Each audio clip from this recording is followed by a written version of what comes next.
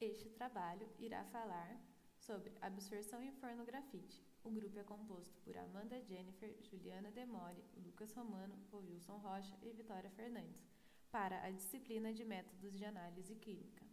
Espectrometria de absorção é uma técnica espectroanalítica para determinações quantitativas de elementos, baseada na medida da absorção da intensidade da radiação eletromagnética, proveniente de uma fonte de radiação primária por átomos gasosos no estado fundamental. Os dois tipos de atomizadores mais usados são a chama e o forno grafite. É amplamente utilizada em análises de rotina, em função de vários fatores: alta especificidade, sensibilidade, robustez, baixo limite de detecção para vários elementos em diferentes amostras e baixo custo relativo. A espectrometria de absorção atômica com atomização eletrotérmica em forno grafite é utilizada para a determinação de baixas concentrações, da ordem de micrograma por litro ou até menor. Este é um diagrama de blocos de um espectrômetro de absorção atômica de feixe único. A radiação de uma fonte de linhas é focada no vapor atômico em uma chama ou em um atomizador eletrotérmico. A radiação atenuada da fonte entra então em um monocromador, o qual isola a linha de interesse. Depois, a potência radiante da fonte, atenuada pela absorção, é medida pelo tubo fotomultiplicador.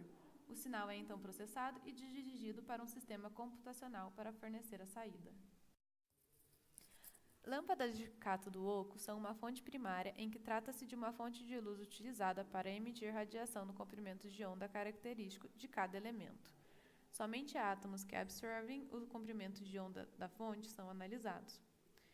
O sistema de correção de fundo seria uma correção de background, utilizando uma fonte de radiação contínua. A amostra é introduzida quando o injetor automático é aplicado, tendo em vista o baixíssimo volume de amostra requerido por análise, e também por aumentar a reprodutibilidade quanto ao volume injetado. A reprodutibilidade de uma injeção manual é praticamente nula. O sistema de atomização é o coração da técnica, que neste caso estudado é o forno grafite. O sistema óptico é formado por um monocromador posicionado entre o sistema de atomização e o de detecção. Já o sistema de detecção é a concentração determinada caracterizada por ser diferente do branco com grau de confiabilidade geralmente 99%, e por fim o tubo de fotomultiplicador.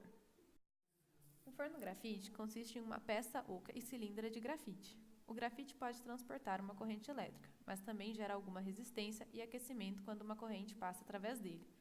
O aquecimento pode ser realizado gradual ou rapidamente, e a principal vantagem dessa percepção é que, uma vez atomizado uma amostra, os átomos resultantes permanecerão no forno um tempo mais longo, ou seja, permitindo uma maior sensibilidade, possibilitando que cada átomo seja excitado e relaxado muitas vezes, sendo bastante útil quando são amostras pequenas, pois não precisam ser continuamente alimentados no instrumento durante a medição.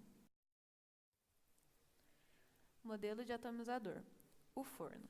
A atomização ocorre em um tubo cilindro de grafite, ilustrado como na imagem.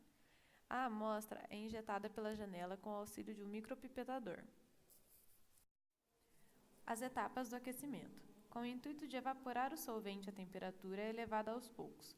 Assim que a amostra tenha sido totalmente vaporizada, aumenta-se rapidamente a temperatura para vaporizar e atomizar o analito. Secagem. O forno é programado para secar a amostra, para que o solvente seja removido. Este aquecimento não pode ser brusco, pois a amostra pode ser espalhada pelo tubo, com implicações diretas na diminuição de sensibilidade e reprodutibilidade dos resultados. Pirólise. A função desta etapa é a destruição da matéria orgânica, implicando em sua decomposição térmica. Durante a queima, ocorre a formação de fumaça, que pode interferir na análise. Na atomização, o fluxo de gases é interrompido para aumentar o tempo de residência do analito no volume de observação. Aumenta-se rapidamente a temperatura, vaporizando e atomizando então a amostra. A absorção das partículas atomizadas é então medida na região imediatamente acima da superfície aquecida. Após a atomização, o forno é aquecido por um tempo para eliminar qualquer resíduo que tenha permanecido, sendo esta a etapa de limpeza. O forno é purgado com argônio ou nitrogênio durante cada etapa de aquecimento, exceto na atomização, para a remoção do material volátil. Apenas durante a atomização, o fluxo de purga é interrompido, para evitar que o analito seja expulso do forno. Em relação às vantagens e desvantagens do forno grafite. As vantagens seriam a quantidade de amostra necessária, que são muito pequenas, a limitação de detecção, possibilidade de análise direta de amostras sólidas, adequado para análise de traços, resultado da análise dentro de 1 a 3 minutos, sem geração de resíduos provenientes da análise.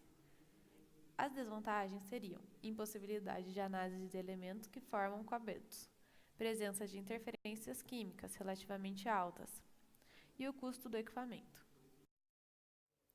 Agora algumas curiosidades. O forno grafite não deve ser utilizado em análise multielementar envolvendo elementos voláteis.